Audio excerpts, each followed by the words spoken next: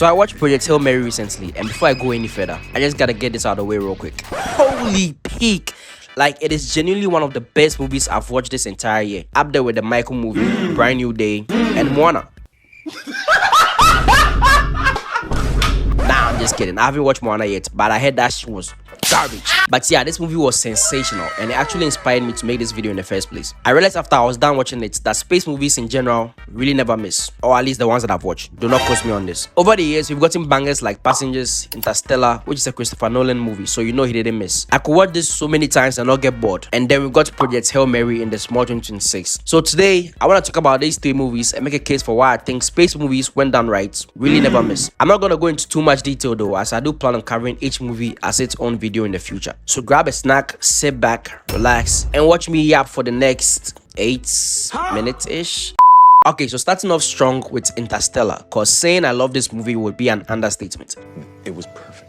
The fact that I'm saying that even though I didn't witness it in cinemas, but rather recently on my older laptop, should be more than enough to convince you of how good the movie actually is. The soundtracks, oh my god, out of this world, literally. The plot of the movie, the acting, the emotional performances. I'm not even trying to sound like a critic, but this was just that good, and I can't praise it enough. You're probably wondering what the story is about, so let me brief you. Basically, in the year 2067, damn, that's actually pretty close. In the not so distant future, the earth was dying and things had gotten so bad that there was frequent dust storms and famine. And because of this, most jobs we know of today are pretty much useless. So enter Cooper, a former NASA pilot that was so good at his job, but after an accident happened and the conditions of the earth getting worse, he had to settle for a life of farming corn and raising his 2 kids alone because their mother died. Eventually though, he stumbles upon this top secret base where he found out about a project to send humans through a mysterious wormhole that appeared in the galaxy to find out what's on the other side and to see if they can find any other planets that human beings can inhabit. And that's the premise of the entire movie. Obviously, I skipped over hella details like the mystery of the fallen books in his daughter's room and some other stuff. But like I said, I'm gonna cover all 3 of these movies separately in the future, so look forward to that. Christopher Nolan is truly a generational director and he proves that time and time again. One of the scenes from the movie that really got me was that one scene of Miller's Planet of Water, where they literally spent like 2 minutes on the planet, and when they got back, it had been years. This was due to Einstein's theory of relativity, which I'm not gonna explain, but yeah. After they got back, they found out their crewmates had aged, and Cooper saw a video of his children all grown up and started bawling his eyes out, which gave birth to this meme. But anyways, Interstellar was something else, and I wish I could just experience it one time in cinemas, but it's all good. Next up on the list is Project Hail Mary. My goodness, this shit is literally top 3 movies of 2026. Like, it was just that peak. Not Interstellar level of peak, but it's close. The story was very interesting, the acting and the emotions was there, but the only thing that makes it not Interstellar level for me was those soundtracks. Not gonna lie, they just didn't hit the same or make me feel the same way Interstellar made me feel. I literally have Cornfield Chase on my Spotify playlist. But anyways, Project Hail Mary follows Ryan Gosling, who plays a failed scientist turned school teacher. And just like Interstellar, a world-ending threat was happening on Earth. So there was this streak of light called the Petrova line, connecting the sun to Venus. This streak of light was caused by sun-eating microbes called astrophage. They suddenly appeared and started to literally eat the sun. That is just crazy, bro. Like, in what world can you know what?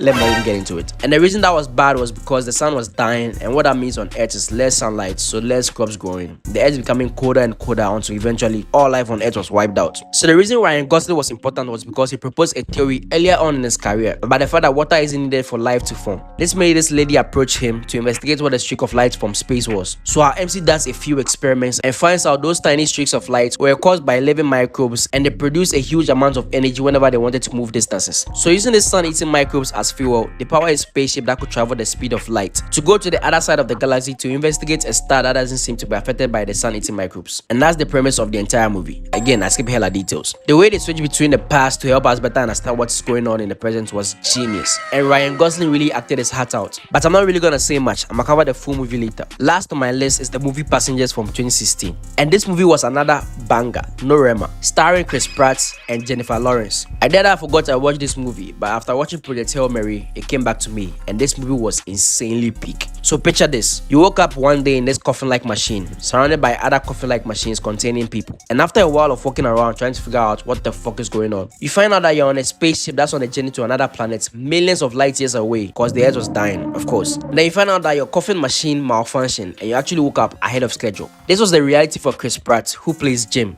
our main character for this movie. You see, to deal with the issue of aging and dying before reaching destinations light years away, They put you in this coma-like state, so you literally wake up when you arrive. We saw this with the Avatar movie and so many other space movies. But what happens when you wake up before your actual time? That's what this movie is all about. Now you might be asking, well, okay, what about Jennifer Lawrence, who plays Aurora in the movie? You see, Jim knew he was cooked and doomed to be alone and die without anyone around him. So what does he decide to do? Well, he spots fine shit right here and says, hey, she looks like she might give me a chance. What? I mean, I'm literally the only guy around, so there's no way she's gonna reject me, right? So after coming to this conclusion, he forcefully wakes her up by breaking the coffee machine. Yeah, I know. That is seriously messed up. Like, why? Like, simply why, bro? Why the fuck will you do this? But yeah, he goes through with it and she wakes up and they actually get along pretty well. They even started dating and since there's literally nothing else to do and their fate was already sealed. But after a while, Aurora finds out the truth and that's where I'm gonna leave it. I really got inspired to make this video after watching Project Hail Mary and I just wanted to get this out before covering all these movies individually. It's going to take me some time to capture the perfections this movie presents, so I'm going to be releasing other projects alongside those and in between, so look out for those. I really hope y'all enjoyed, and I know y'all noticed I've been experimenting a lot lately, but the vision I have for this channel is to be able to talk about topics that I find really interesting in a fun and entertaining way. Subscribe to see more videos and leave a comment down below as I always read those. I love y'all, and until next time, YC out. This is the fight of our lives, and we're gonna win. Whatever it takes.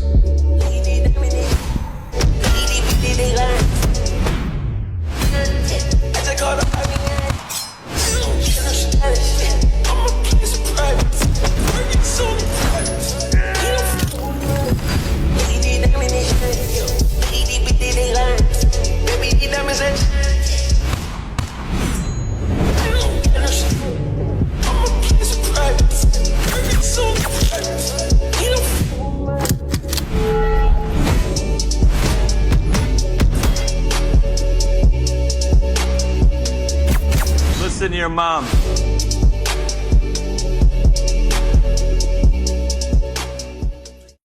This is the fight of our lives, and we're gonna win. Whatever it takes.